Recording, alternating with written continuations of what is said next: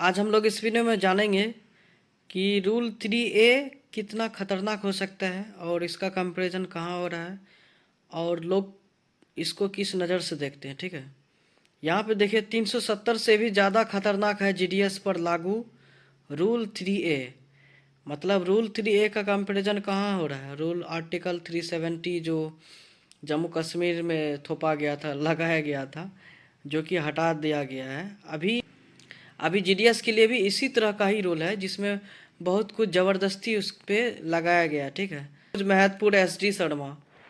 केंद्र की मोदी सरकार ने भले ही जम्मू कश्मीर में धारा 370 को हटाकर दुनिया भर में एक बड़ा संदेश दिया है, लेकिन ब्रिटिश हुकूमत के ज़माने से लागू इससे भी खतरनाक धारा 3A, जो कि एक डाक विभाग के जीडीएस कर्मियों के लिए अंग्रेज हुकूमत ने लागू की थी, किसी भी पार्टी की केंद्र सरकार इसे हटाने की हिम्मत नहीं जुटा पाई है।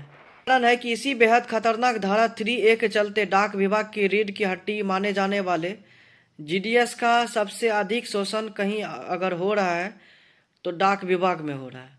ठीक है, कहने का मतलब है कि देखिए आर्टिकल 370 जम्मू कश्मीर पे लगाया गया था, जो कि बहुत सारे स्ट्रगल के बाद वहाँ से 370 हटा दिया गया।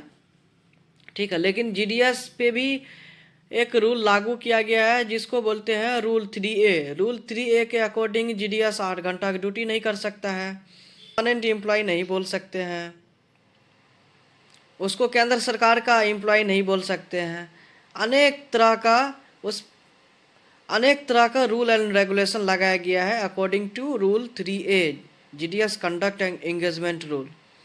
ठीक है, तो इसको हटाने की बात चल रहा है, बार बार देख रहे हैं स्ट्राइक हो रहा है, बहुत सालों से इस पे स्ट्रगल कर रहा है जीडीएस लोग, लेकिन अभी तक सफलता नहीं मिली है। ठीक है, तो केंद्र सरकार को इस पे ध्यान देना चाहिए और रूल 3A जो है हटा देना चाहिए, क्योंकि जब आप आर्टिकल 370 हटा सकते हैं तो ये भी हटा दीजिए ताकि जीडीएस लोग भी अच्छे से जी सके, अच्छे से काम कर सके, भी रॉयल्टी हो। लॉयल्टी तो है ही, देखिए हर जीडीएस लॉयल रहता है, बट क्या है ना, उसको अगर रॉयल्टी नहीं मिलेगा तो फिर लॉयल्टी कहाँ किस काम करेगा। ठीक है, इसी वजह से रूल 3A को हटाइए। ठीक है, सारे जीडीएस के तरफ से बोल रहे हैं इस वीडियो में कि रूल 3A को हटाइए और जीडीएस को परमानेंट कीजिए, 8 घंटा की ड्यूटी दीजिए, सैलरी बढ़ाइए। ठीक है, रॉयल्टी दीजिए जीडीएस को ताकि सोसाइटी में वो अच्छे से जी सके, अच्छा इनकम हो, सैलरी हो, घर द्वार अच्छे से बना सके। ठीक है, पेंशन दीजिए, मेडिकल फैसिलिटीज़ दीजिए। डिपार्टमेंट और पोस्ट में काम करके वो बहुत ही बेकार ज़िंदगी जीता है आफ्टर रिटायरमेंट।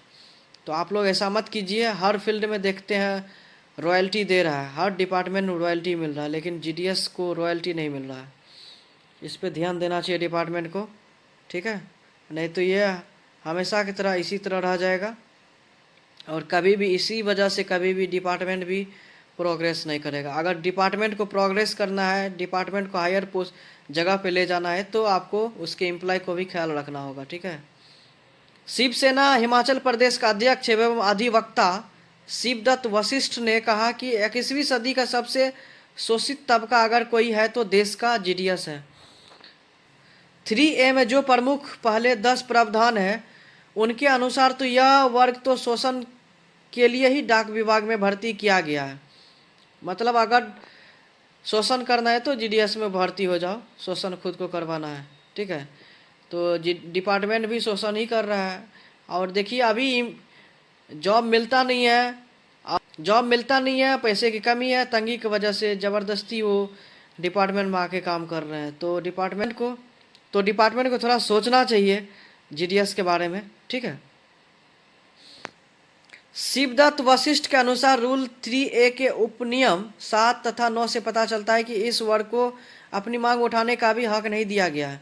वो थोड़ा गलत बोल रहे हैं। रूल 8 और रूल 23 के अकॉर्डिंगली, जिसका रूल 8 के हिसाब से जीडीएस रूल 8 जो है, जिसका 3 साल सर्विस नहीं हुआ तो वो लोग स्ट्राइक में नहीं जा सकता है, अपना आवाज़ नहीं उठा सकता है। और रूल 23 के अकॉर्डिंग जिसका 3 साल से ज़्यादा है तो वो लोग स्ट्राइक वगैरह सब नहीं कर सकता है। कह मतलब दोनों तरह से बांध दिया है। रूल 8 के हिसाब से 3 साल नहीं हुआ तो स्ट्राइक नहीं कर सकता है, और जिसका 3 साल से ज़्यादा हो गया था, वो रूल 23 के हिसाब से आवाज़ नहीं उठा सकता है, मतलब कहीं का भी नहीं छोड़ा है, ठीक है, ना घर का ना घाट का, समझ रहे हैं ना। कहा कि ब्रिटिश हुकूमत इस प्रकार के असंवैधानिक नियम लागू करके शोषण के सभी हदों को पार कर दिया है। और हैरानी की बात यह है कि देश की आज़ादी के 75 वर्ष बाद भी भारत सरकार डाक विभाग के जीडीएस पर लागू उस धारा को आज तक समाप्त नहीं कर पाई है। मतलब अगर रूल 3A को समाप्त करवाना है तो अच्छे वकील करना होगा, ठीक है, को लड़ना होगा, केस यूनियन का मेंबर होना चाहिए, प्रेसिडेंट या सेक्रेटरी होना चाहिए, उनको अच्छा वकील करके चाहे सुप्रीम कोर्ट हो चाहे हाई कोर्ट में हो केस लड़ना चाहिए। और जैसे ही लड़ेंगे तब जाकर ही ये सब रूल हटेगा। अभी रूल 3 तो एक्टिव था ही, उसके बाद ये क्या कर दिया, रूल 8 रूल 23 सब लागू कर दिया है, ठीक है। तो ये सब चीज़ है। इसमें न केवल वर्तमान केंद्र सरकार बल्कि पूर्व में सत्ता प्रमुख भोगने वाले केंद्र सरकार भी उतनी ही दोषी है। मतलब पहले भी केंद्र सरकार, पहले भी जो सरकार थे केंद्र में, वो लोग, मतलब पहले जो केंद्र में सरकार थे उन लोगों का भी गलती है और अभी जो है उन लोगों का भी गलती है, ठीक है। हम किसी पार्टी को नाम नहीं लेंगे, तो उनका गलती है। और उनको गलती क्या है, गलती को हटाने के लिए, छुपाने के लिए या गलती को भुलाने के लिए आपको तो रूल 3A को हटाना चाहिए, ठीक है। जीडीएस पर ज़बरदस्ती आप हुकूमत करेंगे अच्छा नहीं रहेगा, ठीक है। ज़बरदस्ती ऐसा न मत कीजिए, एक दिन विद्रोह हो सकता है। क्योंकि देखिए जीडीएस को इनकम कम है, क्योंकि अभी देखिए जॉब मिल नहीं रहा, इस वजह से वो लोग ज्वाइन कर रहा है। और टैलेंटेड है, जिस दिन उसको चांस मिल गया वो लोग बहुत कुछ कर सकता है, ठीक है। डाक विभाग से सेवानिवृत्त कर्मचारी नेता हरभजन सिंह गुलेरिया ने कहा कि जब कश्मीर में धारा 370 हटाई जा सकती है तो जीडीएस के लिए लागू धारा 1 को क्यों नहीं हटाया जा सकता है, यह बड़ा सवाल है। मतलब इस तरह का क्वेश्चनिंग चल रहा है, ठीक है। कहने का मतलब है कि जब कश्मीर में आप 370 हटवा सकते हो आर्टिकल, तो जीडीएस में रूल 3A क्यों नहीं हट सकता है, तो ये बड़ा क्वेश्चनिंग चल रहा है, ठीक है। कहने का मतलब है कि कहीं न कहीं रूल 3A के हिसाब से जीडीएस के साथ शोषण किया जाता है, उसको हटाना चाहिए रूल 3A को, और ताकि डिपार्टमेंट ऑफ पोस्ट में रेगुलर पोस्ट पे काम कर सके।